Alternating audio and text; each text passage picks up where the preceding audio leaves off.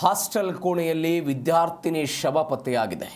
ನೇಣು ಬಿಗಿದ ಸ್ಥಿತಿಯಲ್ಲಿ ವಿದ್ಯಾರ್ಥಿನಿ ಶವ ಪತ್ತೆಯಾಗಿರೋ ಘಟನೆ ಡಾಕ್ಟರ್ ವೀಣಾ ಹಾನಾಪುರ್ 25 ವರ್ಷದ ವಿದ್ಯಾರ್ಥಿನಿ ಮೃತಪಟ್ಟಿರುವುದು. ಗ್ರಾಮೀಣಾಭಿವೃದ್ಧಿ ವಿಶ್ವವಿದ್ಯಾಲಯದ ಹಾಸ್ಟೆಲ್ನಲ್ಲಿ ಈ ಘಟನೆಯಾಗಿದೆ. ಮಾಸ್ಟರ್ ಆಫ್ ಪಬ್ಲಿಕ್ ಹೆಲ್ತ್ ಕೋರ್ಸನ್ನು ವೀಣಾ ಹಾನಾಪುರ್ ಓದ್ತಾ ಇದ್ದರು. ಬಾಗಲಕೋಟೆಯ ಗದ್ದನಕೇರಿ ಮೂಲದ ವಿದ್ಯಾರ್ಥಿನಿ ಗದಗ್ನ ಗ್ರಾಮೀಣಾಭಿವೃದ್ಧಿ ವಿವಿಯಲ್ಲಿ ಇವರು ಅಧ್ಯಯನವನ್ನು ಮಾಡ್ತಾ ಇದ್ದರು. ಇದೀಗ ಮುಖಕ್ಕೆ ಗಾಯ ಆಗಿದೆ ಅಂತೆ. ಸಾವಿನ ಬಗ್ಗೆ ಅನುಮಾನ ವ್ಯಕ್ತವಾಗ್ತಾ ಇದೆ. ಗದಗ್ ಗ್ರಾಮೀಣಾಭಿವೃದ್ಧಿಯ ವಿಶ್ವವಿದ್ಯಾಲಯದ ಹಾಸ್ಟೆಲ್ನಲ್ಲಿ ಈ ಘಟನೆಯಾಗಿದೆ. ವಿಶ್ವವಿದ್ಯಾಲಯದಲ್ಲಿ MPH ಮಾಸ್ಟರ್ ಆಫ್ ಪಬ್ಲಿಕ್ ಹೆಲ್ತನ್ನು ಓದ್ತಾ ಇದ್ದರು.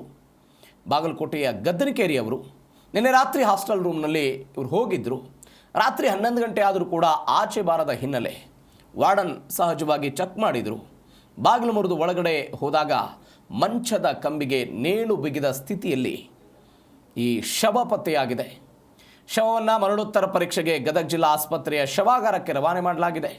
ಮಗಳ ಸಾವಿನ ಬಗ್ಗೆ ತನಿಖೆ ಆಗಬೇಕು ಅಂತ ಪೋಷಕರು ಆಗ್ರಹ ವ್ಯಕ್ತಪಡಿಸಿದ್ದಾರೆ. ಈ ಬಗ್ಗೆ ಹೆಚ್ಚಿನ ಡೀಟೇಲ್ಸ್ ಕೊಡ್ತಾರೆ ನಮ್ಮ ಪ್ರತಿನಿಧಿ ಫಾರೂಕ್ ಮಕಾಂದಾರ್ ಫೋನ್ ಸಂಪರ್ಕದಲ್ಲಿದ್ದಾರೆ. ಫಾರೂಕ್ ಮಕಾಂದಾರ್, ಡಾಕ್ಟರ್ ವೀಣಾ ಹಾನಾಪುರ್ ಶವವಾಗಿ ಪತ್ತೆಯಾಗಿರೋ ಘಟನೆ, ಏನಾದರೂ ಮಾಹಿತಿ ಸಿಕ್ಕಿದೆಯಾ ಈ ಘಟನೆಗೆ ಸಂಬಂಧಪಟ್ಟಂತೆ?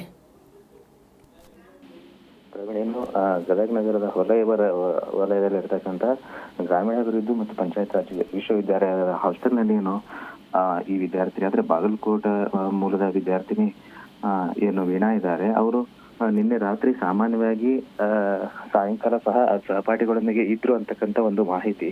ಆದ್ರೆ ಏಕಾಏಕಿ ರಾತ್ರಿ 11 ಗಂಟೆ ಅಷ್ಟೊತ್ತಿಗೆ ಸುಮಾರು ನೋಡಿದಾಗ ನೇಣು ಬಿಗಿದುಕೊಂಡಿರ್ತಕ್ಕಂಥ ಒಂದು ಪರಿಸ್ಥಿತಿಯಲ್ಲಿ ಕಂಡು ಬಂದಿರತಕ್ಕಂಥದ್ದು. ಕೂಡಲೇ ಪಾಲಕರಿಗೆ ಮಾಹಿತಿ ಸಹ ಮುಟ್ಟಿಸಿದ್ದಾರೆ. ಆದ್ರೆ ಕಳೆದ 2 ದಿನಗಳ ಹಿಂದೆ ಏನ್ ವೀಣಾ ಇದ್ರು, ಅವರು ಬೆಂಗಳೂರಿಗೆ ಒಂದು ತಮ್ಮ ಕಾಲೇಜಿನ ಅಭ್ಯಾಸಕ್ಕಾಗಿ ಬೆಂಗಳೂರಿಗೆ 2 ದಿನಗಳ ಕಾಲ ಅಂತ ಹೇಳಿ ಎಲ್ಲ ಫ್ರೆಂಡ್ಸ್ ಜೊತೆಗೆ ಹೋಗಿದ್ರು. ಅವತ್ತೇ ಕೂಡ ತಂದೆಗೂ ಸಹ ಮಾತಾಡಿದ್ರು. ಮರಳಿ ಬರುವಾಗ ಇಲ್ಲ ನಾವು ಬೆಂಗಳೂರಿಂದ ಬರ್ತಾ ಇದೀವಿ ಅಪ್ಪ ಅಂತಕ್ಕಂಥ ಒಂದು ಮಾತನ್ನ ಅವತ್ತೇ ನನ್ನ ಜೊತೆಗೆ ಮಾತಾಡಿದ್ದು ನನ್ನ ಮಗಳು. ಆದ್ರೆ 2 ದಿನಗಳಿಂದ ನನ್ನ ಜೊತೆ ಮಾತಾಡಿರ್ಲಿಲ್ಲ.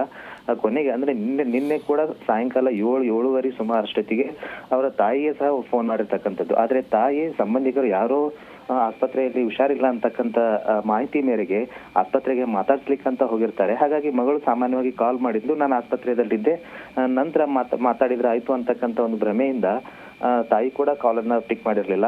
ಆದ್ರೆ ಮನೆಗೆ ಬಂದ ತಾಯಿ ಸುಮಾರು 9:30 ಅಷ್ಟೊತ್ತಿಗೆ ಕಾಲ್ ಮಾಡಿದಾಗ ಮಗಳು ವೀಣಾ ಏನಿದ್ದಾರೆ ಕಾಲನ್ನ ಪಿಕ್ ಮಾಡಿಲ್ಲ. ಹಾಗಾಗಿ ಸಾಮಾನ್ಯವಾಗಿ ಬ್ಯುಸಿ ಇರ್ಬೋದು ಅಥವಾ ಏನಾದ್ರೂ ಓದ್ಕೊಳ್ತಾ ಇರ್ಬೋದು ಅಂತಕ್ಕಂಥ ಒಂದು ಆಸೆಯಿಂದ ತಾಯಿ ಕೂಡ ಸುಮ್ಮನಾಗಿದ್ರು. ಆದ್ರೆ ರಾತ್ರಿ 11 ಗಂಟೆ ನಂತರದಿಂದ ಅವರ ಹಾಸ್ಟೆಲ್ ಕಡೆಯಿಂದ ಅಂದ್ರೆ ವಾರ್ಡನ್ ಕಡೆಯಿಂದ ಅವ್ರ ತಂದೆಗೆ ಒಂದು ಕರೆ ಹೋಗುತ್ತೆ.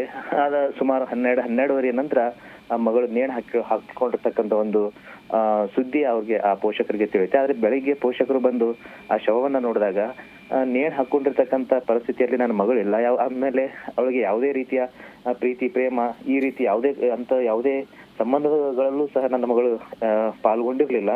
ಯಾಕೆ ಈ ರೀತಿ ಈ ಘಟನೆ ಆಯ್ತು, ಆಮೇಲೆ ಜೊತೆಗೆ ಏನು ನೇಣು ಹಾಕಿರ್ತಕ್ಕಂಥ ಒಂದು ಸ್ಥಿತಿಯಲ್ಲಿರ್ತಕ್ಕಂಥ ಶವದ ಏನ್ ಸಿಂಪ್ಟಮ್ಸ್ ಇದೆ ಅವು ಯಾವ ಕೂಡ ನನ್ನ ಮಗಳ ಬಳಿ ಕಾಣ್ತಾ ಇಲ್ಲ. ಯಾಕಂದ್ರೆ ಅವಳಿಗೆ ನೇಣು ಹಾಕಿರ್ತಕ್ಕಂಥ ವೇಲ್ ಸಹ ನನ್ನ ಮಗಳದಲ್ಲ. ಹಾಗಾಗಿ ಇದರ ಬಗ್ಗೆ ಸೂಕ್ತವಾದ ತನಿಖೆ ಆಗ್ಬೇಕು. ಇದರ ಹಿಂದೆ ಯಾರಿದ್ದಾರೆ ಏನಿದೆ ಅಂತಕ್ಕಂಥದ್ದು ಸತ್ಯಾಸತ್ಯತೆ ಬಯಲಿಗೆ ಬರಬೇಕು ಅಂತಕ್ಕಂಥ ಒಂದು ಅವರ ಪಾಲಕರು ಆಕ್ರೋಶ ಹೊರಗಾಗ್ತಾ ಇದೆ. ಓಕೆ ಫಾರೂಕ್, ಏನಾಗುತ್ತೆ ಈ ಪ್ರಕರಣ ಕಾದು ನೋಡೋಣ. ಥ್ಯಾಂಕ್ ಯು ಸೋ ಮಚ್ ನಿಮ್ಮೆಲ್ಲ ಡೀಟೇಲ್ಸ್ಗೆ.